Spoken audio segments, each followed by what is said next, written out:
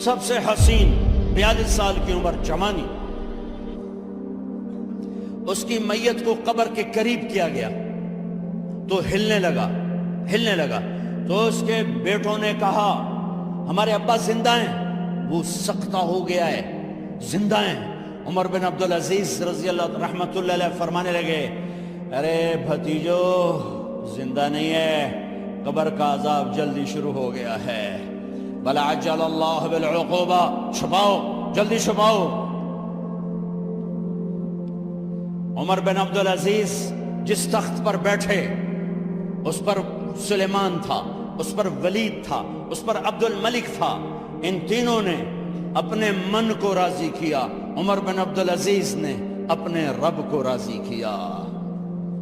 جب عمر بن عبدالعزیز کا وقت آیا مرنے کا تو انہوں نے بلایا رجا بن حیوہ سے، فرمایا کہ میں نے عبد الملک بن مروان چاچا بھی تھے سسر بھی تھے، ان کی بیٹی فاطمہ سے شادی ہوئی تھی، میں نے اس کو قبر میں اتارا، کفن کی گرہ کھول کے دیکھا تو اس کا چہرہ قبلے سے ہٹ چکا تھا، رنگ کالا سیاہ پڑ چکا تھا۔ عبد الملک بن مروان گورا چٹا تھا، یہ جگہ سرخ کالا۔ پھر میں نے ولید کو قبر میں اتارا، اس کا بیٹا 10 سال حکومت کی، اس نے 21 سال حکومت کی، اس نے 10 سال کی، ولید بن عبد الملک۔ میں نے اس کے کفن کی گرہ کو کھول کے دیکھا تو اس کا رنگ سیاہ ہو چکا تھا اور قبلہ کی طرف سے چہرہ پھر چکا تھا۔ پھر اس سلیمان کا واقعہ تو ابھی سنایا، پھر اس سلیمان کو قبر میں اتارا اور اس کے کفن کی گرہ کو کھول کے دیکھا تو اس کا چہرہ قبلے سے ہٹ چکا تھا۔ اب میں جا رہا ہوں، مجھے دیکھنا۔ پہلے تینوں نے حکومت کی پوجا کی اور عمر بن عبدالعزیز نے اپنے اللہ کی پوجا کی۔ انہوں نے ایک بڑا عجیب خطبہ دیا جب خلیفہ بنے، اے لوگو بچپن میں شعر و شاعری کا شوق تھا تو میں شاعر بنا، تھوڑا سا اٹھان ہوئی تو علم کا شوق لگا، میں نے علم حاصل کیا، جوان ہوا تو فاطمہ بنت عبد الملک سے عشق ہوا، میں نے اس سے شادی کی، اب اللہ نے مجھے حکومت دے دی ہے، اب تم دیکھو کہ میں اس سے اپنے اللہ کو راضی کروں گا۔ ہمارے حکمران تو ووٹ سے آتے ہیں اور چلے جاتے ہیں 4-5 سال کے بعد، ان کی وراثت میں حکومت آ رہی ہے اور 3 بر اعظم پر حکومت ہے اور ایسا روب و دبدبہ ہے بنو امیہ کا، کوئی ان کے سامنے سر نہیں اٹھا سکتا، اور یہ بندہ 2 سال 2 مہینے 3 بر اعظم میں زکوٰۃ لینے والا کوئی نہ بچا، 3 بر اعظم میں سوال کرنے والا کوئی نہ بچا، 3 بر اعظم میں ظالم کوئی نہ بچا، 3 بر اعظم میں مظلوم کوئی نہ بچا، لیکن خود کیسا رہا؟ گھر آئے، فاطمہ بڑے اچھے دن گزرے ہیں، اب امتحان ہے، میں تیرا حق نہیں ادا کر سکوں گا، طلاق لینی ہے میں حاضر ہوں، ساتھ دینا ہے تو میرے اپنے حق معاف کرو، اپنے حق معاف کرو۔ فاطمہ جیسی عورت انسانی تاریخ میں کوئی نہیں آئی، سیاسی لحاظ سے، سیاسی، دادا مروان بادشاہ، باپ عبد الملک بادشاہ، بھائی ولید بادشاہ، دوسرا بھائی سلیمان بادشاہ، تیسرا بھائی ہشام بادشاہ، چوتھا بھائی یزید بادشاہ اور اپنا خامند بادشاہ، 7 نسبتوں سے یہ عورت شہزادی ہے۔ کائنات انسانی تاریخ میں اتنی بڑی عورت کوئی نہیں آئی، سیاسی۔ فاطمہ کہنے لگی عمر میں نے سکھ کے دن تیرے ساتھ گزارے ہیں، دکھ میں تجھے چھوڑ کے نہیں جاؤں گی، جاؤ میں نے اپنے سارے حق معاف کیے۔ پھر حضرت عمر بن عبدالعزیز کی راتیں اور دن کیسے گزرے؟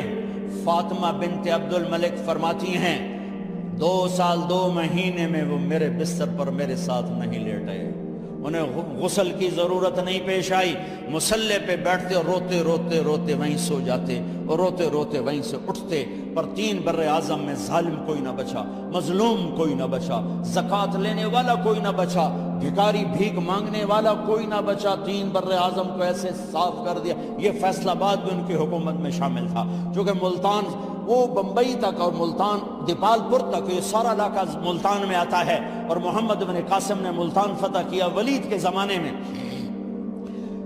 اپنی حکومت کو اللہ کی رضا کے لیے استعمال کیا، کیسے استعمال کیا؟ سارے مال فاطمہ کا سارا زیور بیت المال میں ڈال دیا، تنخواہ پہ آ گئے، عید کا موقع آیا، بچوں نے ماں سے کہا، 12 بچے تھے، بچیاں 12 بچے بچیاں، ہمیں کپڑے لے کر دو، عید آ رہی ہے، ہر آدمی اپنے بچوں کے لیے کپڑے لے رہا ہے، ہمارے بچے بھی کہہ رہے ہیں کپڑے لیں، جاؤ بھائی لو۔ فاطمہ کے پاس عمر 3 بر اعظم کے بادشاہ کے بچے آ رہے ہیں، ماں جی عید آ رہی، کپڑے تو لے دیں، ابا سے کہیں کہ ابا سے بات کرتی ہوں۔ ابا تشریف لائے، خزانے لبالب بھرے ہوئے گندم کے ڈھیر کی طرح، کہ امیر المومنین بچے کپڑے مانگ رہے ہیں۔ فاطمہ میرے پاس تو پیسے نہیں، میں کہاں سے کپڑے لے کر دوں، میرے پاس تو پیسے کوئی۔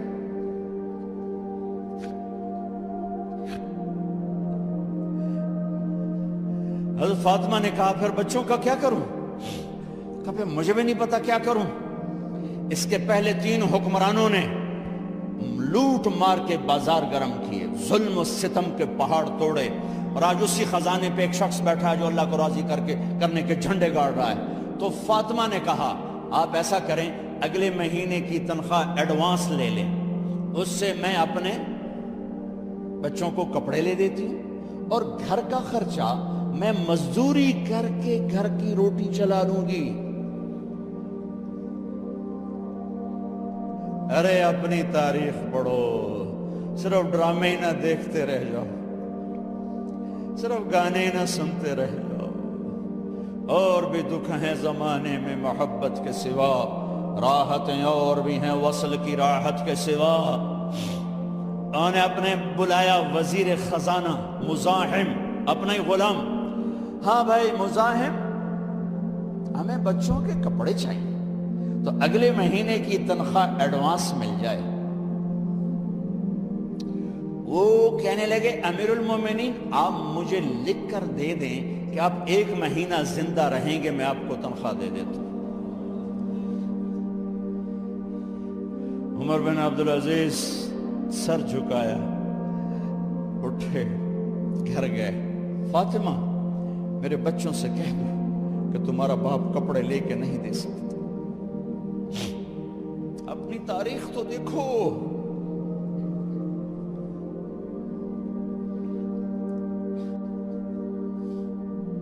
عید کا دن آ گیا، خلیفہ وقت عید کی نماز پڑھاتے تھے، نمازیں بھی خلیفہ وقت پڑھاتے تھے۔ بنو امیہ کا خاندان ملنے کے لیے آ رہا ہے، سارے سرداروں کے بیٹے اعلیٰ پوشاک، اعلیٰ لباس، ملنے آ رہے ہیں۔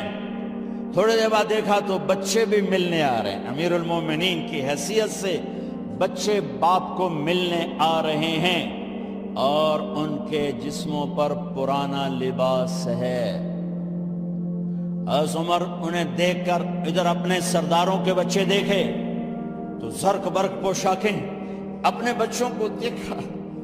ارے اس باپ سے پوچھو جو سب کچھ کر سکتا ہو اور پھر مٹھی بند کر دے کہ نہیں میں نے حرام کی طرف نہیں جانا۔ بچوں کو دیکھا تو آنکھیں ڈب ڈبا گئیں، آنکھوں میں آنسو آ گئے۔ فرمایا میرے بچوں آج تمہیں اپنے باپ سے گلہ تو ہوگا کہ آج ہمارے باپ نے کپڑے ہی نہ لے کے دیے۔ ان کے ایک بیٹے ہیں عبد الملک، ان سے بھی 4 ہاتھ آگے تھے، ان سے پہلے ہی فوت ہو گئے تھے۔ کہنے لگے ابا جان آپ کو مبارک ہو،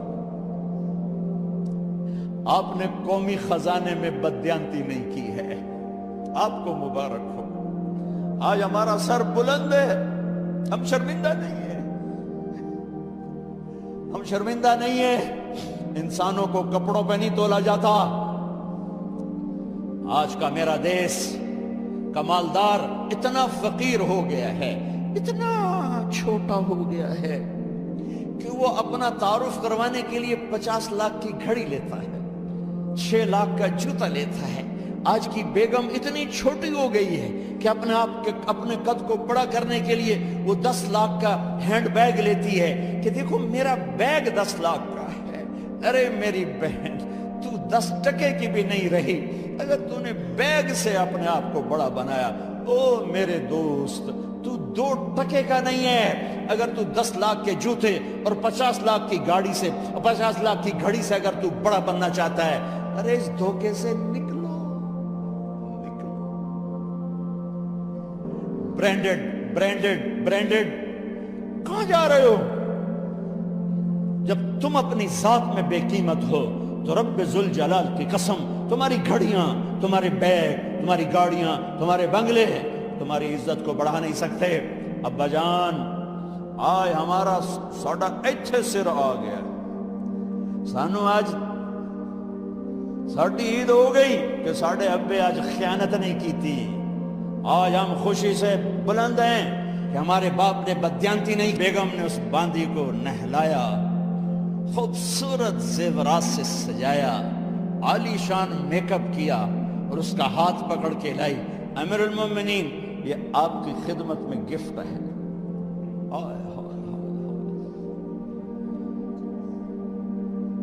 اس کو یوں دیکھا، فرمایا کہاں سے آئی تھی؟ کہا جی عبد الملک نے کوفے سے مجھے زبردستی اٹھوایا تھا۔ تو 2 آدمی بلائے کہ جاؤ اسے اس کے مالک کے پاس واپس بھیج دو۔ وہ کہنے لگی این وجدک علی یا امیر المؤمنین، امیر المؤمنین آپ کا عشق کہاں گیا جو میرے ساتھ تھا؟ تو عمر کی آنکھیں بھر آئیں، کہا وہ پہلے سے بھی زیادہ ہے، لیکن تمہیں اللہ کے لیے قربان کرتا، میں اپنے عشق کو اللہ کے لیے قربان کرتا۔ ہاں اب اللہ نے صلہ کیا دیا؟ جب انتقال ہوا ہونے لگا تو بلایا رجا کو، جو میں بات پہلے چھوڑ کے ادھر ان کی تھوڑی سیرت بتائی کہ رجا اب میں مرنے لگا ہوں، عبد الملک کالا ہو گیا تھا، ولید کالا ہو گیا تھا، سلیمان کالا ہو گیا تھا۔ یہ کیوں کالے ہوئے تھے؟ یہ بے نمازی نہیں تھے، بدکاری نہیں کرتے تھے، کسی کی طرف ان کی میلی آنکھ نہیں اٹھی کبھی۔ یہ ظالم تھے، ظالم ظالم، انسانوں کا خون پیا، مال میں خیانت کی، اس پر اللہ نے چہرے پھیر دیے۔ آج عمر بن عبدالعزیز جا رہا ہے کہ دیکھو میں جا رہا ہوں، مجھے دیکھو میرے ساتھ کیا ہوتا ہے۔ ان کا انتقال ہوا، ان کی میت قبر کے کنارے رکھی گئی اور اب نیچے اتارنا ہے۔ سلیمان کی میت کو اتارنے لگے تو ہلنے لگا اور عذاب قبر پہلے شروع ہو گیا۔ عمر کی میت کو جب قبر کے قریب کیا گیا، ایسے ہوا کا جھونکا آیا، ایک پرچہ ایسے لہراتا ہوا یوں آیا یوں آیا یوں آیا اور عمر کے سینے پر گر گیا۔ لوگ کٹھے ہو گئے، پرچے کو کھول کے دیکھا گیا تو اس پہ لکھا تھا بسم اللہ الرحمن الرحیم، براءۃ من اللہ لعمر بن عبد العزیز من النار۔ یہ پروانہ ہے اللہ کی طرف سے اس کے بندے عمر کے لیے کہ اسے جہنم سے نجات کی خوشخبری سنا دی جائے۔ آہا، مرنا ہو تو یوں مرو، اللہ ایسی موت دے دے۔ کہتے ہیں میں نے ان کو قبر میں اتارا، جب قبر میں اتارا تو کیا دیکھا؟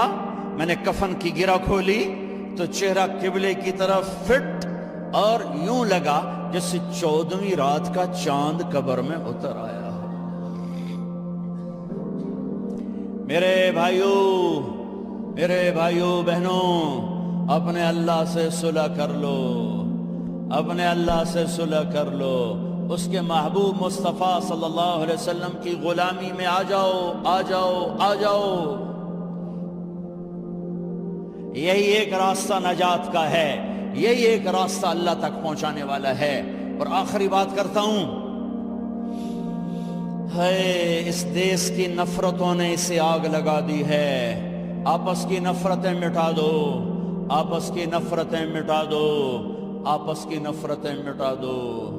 محبت دو، محبت دو، محبت دو، محبت دو، معاف کرنا سیکھو، درگزر کرنا سیکھو۔ اس معاشرے کو آگ لگ چکی ہے، غیبت، مذہب کے نام پہ نفرت، سیاست کے نام پہ نفرت، قومیت کے نام پر نفرت، صوبوں کے نام کی نفرت، ایک صف میں بیٹھ کے نفرت، ایک صف میں کھڑے ہو کر دل نفرتوں سے بھرے پڑے ہیں، بغض سے بھرے پڑے ہیں، دل گٹر بن چکے ہیں۔ جس دل میں نفرت کے جذبے ہوں اس دل پر اللہ کی نظر نہیں پڑتی، جس دل میں بغض کے گٹر کھلے ہوں اس پر اللہ کی محبت کی نظر نہیں پڑتی۔ میرے بھائی بہنوں، میں آخری بات کر رہا ہوں، سوئی 12 بجے تک جا رہی ہے، شب قدر ہے، کچھ الگ بیٹھ کر بھی اپنے اللہ کو یاد کر لو، کوئی اس کے سامنے رو دھو لو، معافیاں مانگ لو۔ تو میں اس لیے 12 بجے تک بات ختم کرنا چاہتا ہوں، آخری بات کر رہا ہوں۔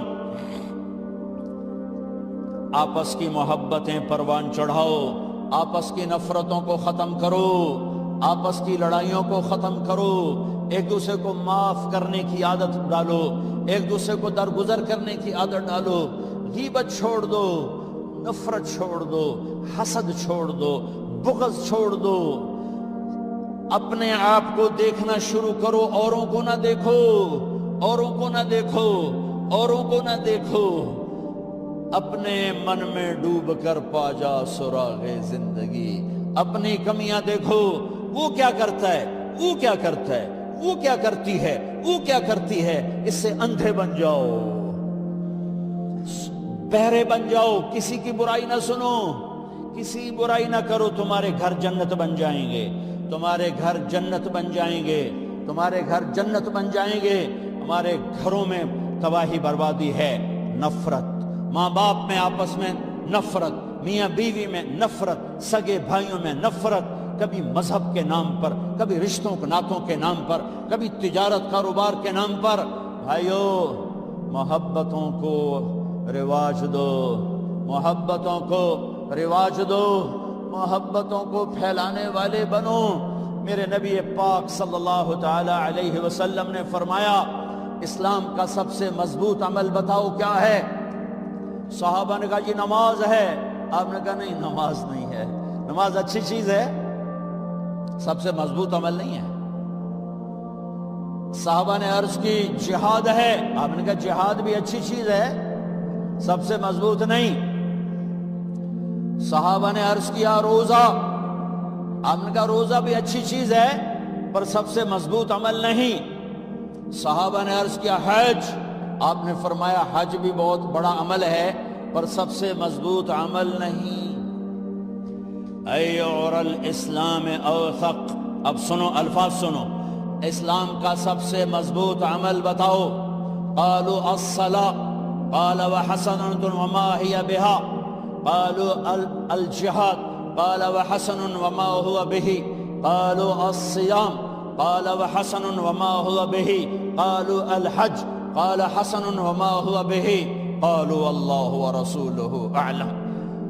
ہاں نماز نہیں، جہاد نہیں، روزہ نہیں، حج نہیں، اچھا تو کیا ہے؟ پھر کیا ہے؟ تو آپ نے کہا ان اوثق اور الاسلام الحب للہ والبغض للہ، اسلام کا سب سے مضبوط عمل آپس میں اللہ کے لیے محبت کرنا ہے، اللہ کے لیے محبت کرنا ہے، اللہ کے لیے محبت کرنا ہے، اور اللہ کے لیے بغض رکھنا ہے۔ اللہ کے لیے بغض کا کیا مطلب ہے؟ برے سے نفرت نہ ہو، برائی سے نفرت ہو۔ ایک واقعہ سناتا ہوں جس سے بغض للہ کی مثال شاید 14 صدی میں ایسی مثال ہوں گی، تاریخ نے جنہیں محفوظ کیا ان میں اتنی بڑی مثال میری نظروں سے آج تک نہیں گزری۔ البغض للہ۔